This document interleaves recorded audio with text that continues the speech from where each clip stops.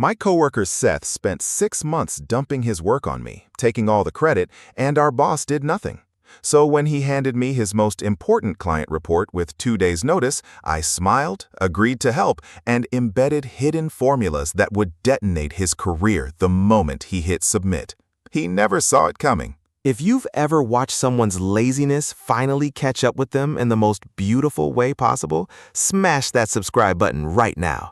Hit like, drop a comment with your own workplace justice story, and buckle up because this revenge was calculated, precise, and absolutely devastating. Let's get into it. I watched him present my analysis in meetings. I listened to him accept praise for projects I'd spent late nights completing while he was probably at home playing video games. And you know what the worst part was? He was good at it. Good at the performance. Good at the excuses. Good at making himself seem indispensable while doing absolutely nothing. I tried going to my boss, twice. The first time, I laid out the pattern, showed the email trails, explained how much of Seth's workload I was actually carrying. My boss nodded sympathetically, said he'd keep an eye on it, and then absolutely nothing changed. The second time, I was more direct. Seth is not pulling his weight, and I'm picking up all his slack. My boss gave me that corporate smile, the one that means your complaint has been filed directly into the mental trash bin, and said, "Well, helping each other out is what makes a good team. I'm sure Seth appreciates your support." Seth appreciated my support, all right. He appreciated it so much that he started dumping even more work on me. Then came the final straw. It was a Tuesday afternoon. I was actually ahead on my own projects for once, thinking maybe I'd leave at a reasonable hour, when my email pinged. Seth. Subject line, quick favor. I felt my jaw clench before I even opened it. The email was classic Seth. Breezy, casual, acting like he was asking me to pass the salt. Hey, got a client report due Thursday. Pulled together some data, but it needs organizing into spreadsheets. You're way better at Excel than me. Could you knock this out? Would really help me out. I stared at that email. Thursday, as in 2 days away, for a major client report. And he was just now asking me to knock it out. My hands were shaking as I scrolled down to see the attachments. Raw data. Completely unorganized. Hours and hours of work, minimum. This wasn't a favor. This was him handing me a ticking time bomb and walking away whistling. Something shifted in that moment. That feeling you get when you've been pushed just past your limit, where frustration crystallizes into something colder, sharper, more focused. I wasn't going to complain to my boss again. I wasn't going to argue with Seth. I wasn't going to explain why this was unfair. I was going to do something much, much smarter. The next morning, I walked up to Seth's desk with a coffee in hand, casual as could be. He was scrolling through his phone, naturally. "Hey, Seth, quick question about that report," I said, keeping my voice light and friendly. He glanced up, probably surprised I wasn't pushing back. "Yeah, what's up?" "Just wanted to make sure I set up the spreadsheets the way you need them. You're pretty good with Excel, right? Any specific formatting you want?" Seth's face did this thing, this microscopic flinch that told me everything I needed to know. I know the basics, not like super advanced or anything." "Oh, so like formulas and hidden cells, that kind of stuff? You're not super familiar with those?" "Not really, no," he admitted, already turning back to his phone. "That's why you're the perfect person for this." Perfect indeed. I smiled. "No problem. I'll get it organized for you." That evening, I stayed late. Not because I had to, but because I wanted to. I opened those spreadsheets and I went to work, but not the work Seth thought I was doing. I embedded hidden formulas throughout the documents. Nothing that would be immediately visible, nothing that would show up in a casual glance, but formulas that would interact with the data in very specific, very problematic ways. If someone who understood Excel looked at these files, they could spot the hidden cells, identify the embedded formulas, and clean them up in 20 minutes. But if someone just tried to copy and paste data, move things around, or edit without checking, the formulas would trigger. Numbers would reference wrong cells. Calculations would pull from hidden rows. Everything would scramble just enough to be completely, utterly wrong, but not so obviously wrong that you'd immediately realize what was happening. It was like planting invisible landmines throughout the entire document. I tested it 3 times to make sure it worked exactly as I intended. Copy data from one sheet to another, numbers scramble. Try to update a figure, related cells change in ways that make no sense. Attempt to fix one error, create 2 more somewhere else. It was beautiful, elegant, a masterpiece of malicious compliance. I sent the organized spreadsheets back to Seth late that night with a cheerful email. "All set, let me know if you need anything else." His response came in at 10:47 a.m. the next day. He didn't even look at them. Thursday morning, report due date. I came in early, got myself settled, and waited. Seth rolled in at 9:30, looking relaxed and confident. Why wouldn't he be? He thought I'd done all the hard work for him, like always. I watched him throughout the morning, barely glancing at his screen, clearly not bothering to review anything before submission.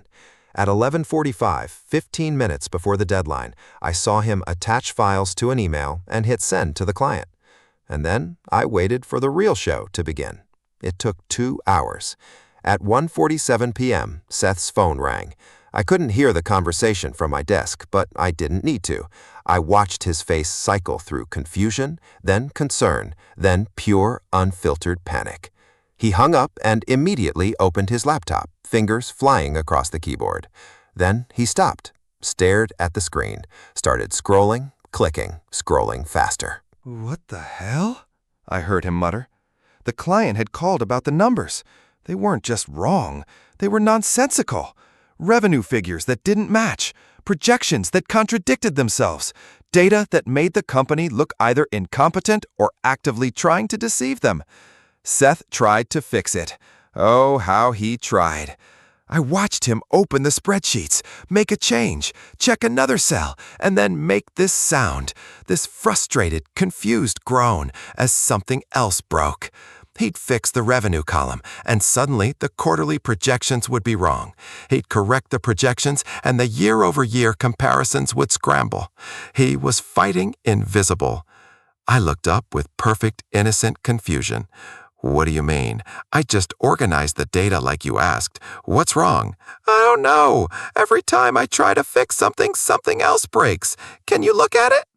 I made a show of leaning over to his laptop, scrolling through the spreadsheet with a concerned expression. That's weird. Maybe it's a glitch.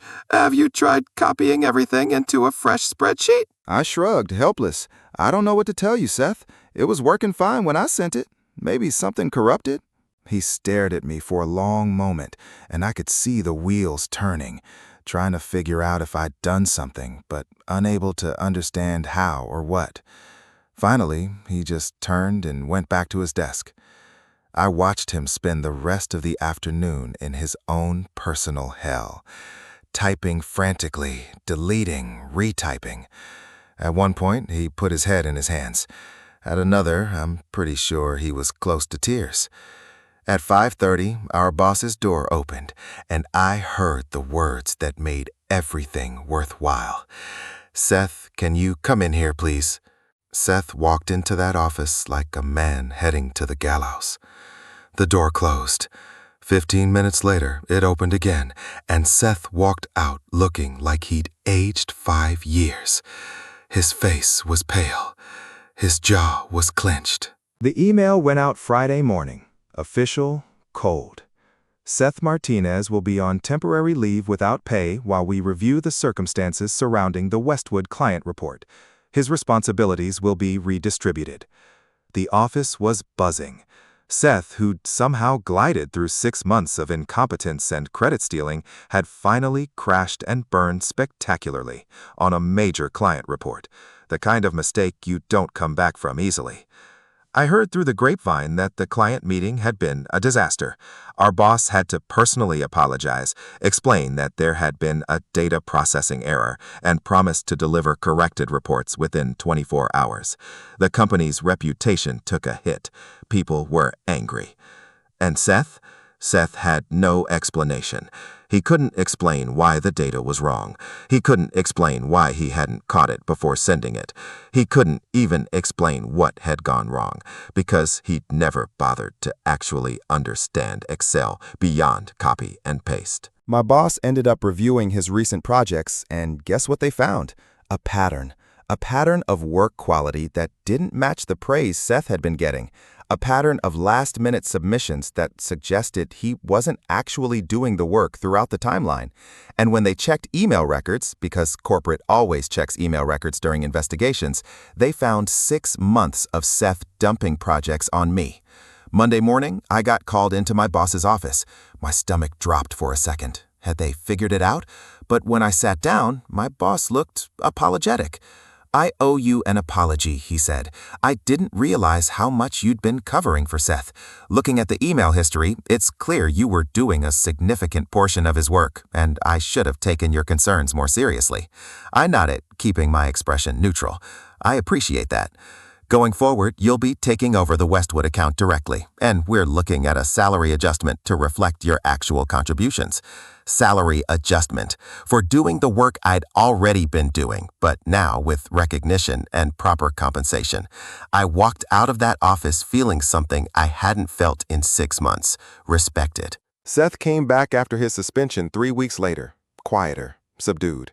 He sat at his desk and actually worked, probably because everyone was watching him now, waiting for him to slip up again. He never asked me for help again, not once. Sometimes I'd see him struggling with something, clearly out of his depth, and I'd remember all those times he dumped work on me with that casual entitlement. All those times he'd taken credit. All those times my boss had dismissed my complaints. And I'd smile and turn back to my own work.